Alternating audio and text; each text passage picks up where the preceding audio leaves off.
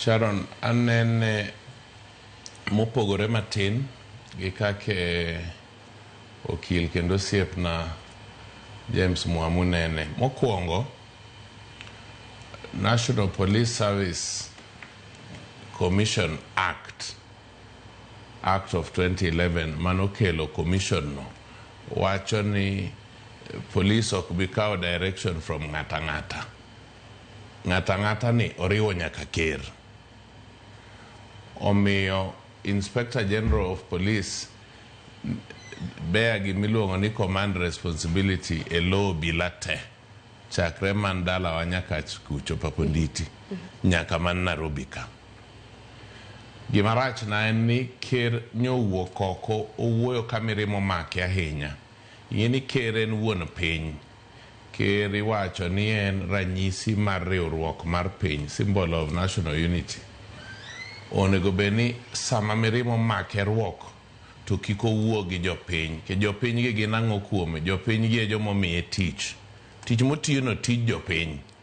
Koro weg tich ok inyal dhi nyiso ni kori nyiso obila ni kawuono in go uru weg tich. Nikech ing'eni chik wacho ni ng'ata ng'ata man gi makosa ikawo ni makosa no ohangne nyaka wang' ochope kot matimne ratiro mar bura makote mawach ni makosa ni no make kori ng'ado ne ondamo mar chik.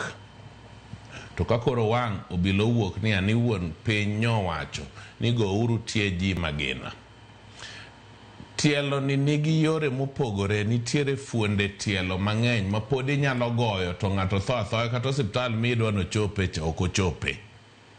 Koran pacha en ni onego bed ni obila ng'iyo mana ni ere yo midwa mak go ng'ani mokwongo mondo wawe judgment mare e tiyo gi magina obed mare ma ok ni ng'ato owacho ne. Nikech nyineno kata moko manyicho goyo ojana mayande uso abuog rombe e chuny boma kaecha.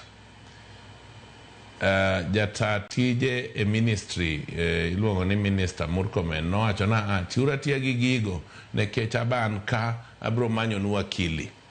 To nyineno ka koro wuoyi ni kanyo tere kot kende. Koro obila be nyaka tang' ni gigi nyalo wachi e rumbi to kiny ka wang' ochopo tielo 12 titeri kendi wuon. Koro judgment of the moment onego bed mar obila no ni to danger ma entie romo nade. Danger ni oromo rungu, danger ni oromo magina. Judgment onego wene ma wang' kochopo go e doho to chopo e doho kende. To japiny bende onego ng'e ni obila oting'o bunde oken tam.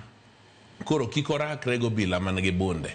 Nekech chik wacho ni rito mwandu to gi ngima japiny en mar piny owacho. Piny owacho tiyo gi ng'awa e rite go obila.